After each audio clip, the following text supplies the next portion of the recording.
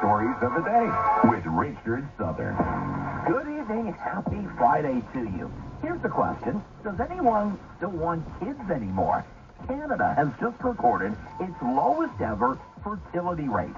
New StatsCan data finds there are now 1.26 children born per woman. That puts Canada in the ranks of the lowest of the low fertility countries, your South Koreas and your Japans of the world. Experts say there are a number of factors at play, like the rising cost of living and eco-concerns perhaps impacting people's decision on having kids. There's also a cultural impact. In generations past, many had kids to ensure the survival of the household. Now it's more about personal fulfillment. You don't need a lot of kids to fulfill that desire. The biggest reason, though, may simply be that it's not appealing. A recent survey asked childless U.S. adults why they don't have kids. The most common answer was they just don't want to. Meantime, interesting new health news tonight. We may have passed peak obesity. New data shows the U.S. obesity rate falling for the first time in decades. Experts point to new weight loss drugs like Ozempic as perhaps being the reason. 1 in 8 adults have tried the drugs. The decline in obesity is the steepest among college graduates, the group using those new drugs at the highest rate. Sarah and Steve, hope you guys have a wonderful weekend. Now, he's talking about obesity, and you know, we just finished pizza for dinner not too long ago, so I mean, that it might be on trend. It might be trend. Shame us? I don't know. I think that's exactly what he's trying to do. You know what? Those two stories, they're a little like, ooh, that's... Yeah, thanks for that reality check. That's not great, but, yeah, anyways, 680 News Time, 6:49. You know what is great? Our cottage country traffic reporter, Justin Pierce. Thank you for the kind words, Sarah. This report brought to you by the Simple Investor. Northbound 400. It is slow from the 407 all the way up towards Langstaff, and then again from north of King Road towards Canal. Eastbound 401, more delays from Westney to Stevenson. And as you travel Fort Erie bound on the QEW, delays from the 403 split to up and over the Burlington Skyway. With cottage country traffic on the 9th, I'm Justin Pierce. News Time, 6:51. It's time for traffic and weather together on the one. Here's Mike Davies. This report brought to you by Sportsnet. Westbound on the 401, it's volume 6 into approaching Salem. Then on Morningside in the express right lane, there's going to be a stalled vehicle, so be careful there. Just west of Victoria Park in the express, another right lane closed off. This time it's a stalled tractor-trailer delay from Brimley Express and Collectors. Volume returns approaching Bayview, alternating express collectors to Dixon. It's busy from the 427 to the 410 express collectors, then through Highway 25 in Milton. Eastbound 401 is slow go, Dixie to Victoria Park Express, Kennedy collectors. Westbound 403 approaching the Link right lane. It's now a stalled tractor trailer that's blocking that lane, so just a heads up there.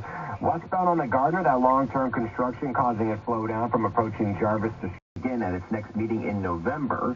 But if anything, this may give it a little more breathing room, so it could be a little bit less than that jumbo-sized rate cut we saw last month, maybe 0.25%. That announcement will come 2 days after the U.S. election, and Fed Chair Jerome Powell has reminded us on many occasions that the central bank does act independently and does not get involved with politics. Still, it was all green for Wall Street. The S&P 500 up 51 points, the Nasdaq up 220, and the Dow Jones closing at a record up 341 points, all higher for the week by about 0.1% to 0.25%. While Bay Street had a record close too, up 194 points, 24,163, and the best performer this week up almost a full percent. Oil had its best week in about 2 years. And at $74 U.S. a barrel, it gained about 70 cents on Friday. Gold futures fell $11 to $2,668 the ounce. The Canadian dollar losing 0.1 cent to 73.66 cents U.S. At the Business Center, I'm Ari Rapinovich. Time for cottage country traffic on the 9. Here's Justin Pierce. That's right, Sarah. This report's brought to you by Access Storage. On the northbound 400, there are still delays from the 407 all the way up towards the Langstaff. Once you pass that, traffic's moving very well as you make your way through Vaughan, but once you get north of King Road, the delays, they become off and on all the way up towards Canal Road and the Marsh. Looks as though delays are starting to build up in Barrie by Mapleview. And over on the eastbound side of the 401, more delays from Westney all the way down towards Stevenson. And on the Fort Erie bound side of the QEW, slow as you travel up and over the Burlington Skyway. With Cottage Country traffic on the 9th, I'm Justin Pierce. As things settle back into routine, you may need extra space. Access Storage is here. Try 4 weeks for free. Visit accessstorage.ca for details. Right now in downtown Toronto, it's partly cloudy, 17 degrees. 680 News Time, 7 o'clock. Number 1 for breaking news, traffic, and weather. 680 News Radio, Toronto. And good evening. This is Friday, the 4th of October. I'm Steve Roberts. And I'm Sarah Parrott. Here's what's making news this hour. Police have linked one suspect to 3 homicides in Toronto, Hamilton, and Niagara, and they're calling her a serial killer. A 30-year-old Toronto woman is facing 3 murder charges. Toronto Public Health confirming tonight several cases of listeria have been found in the city. We're looking at the impact on the way. The Gardener's already a mess with construction, and next week, the Lakeshore will be too. Details on a multi-day project downtown are next.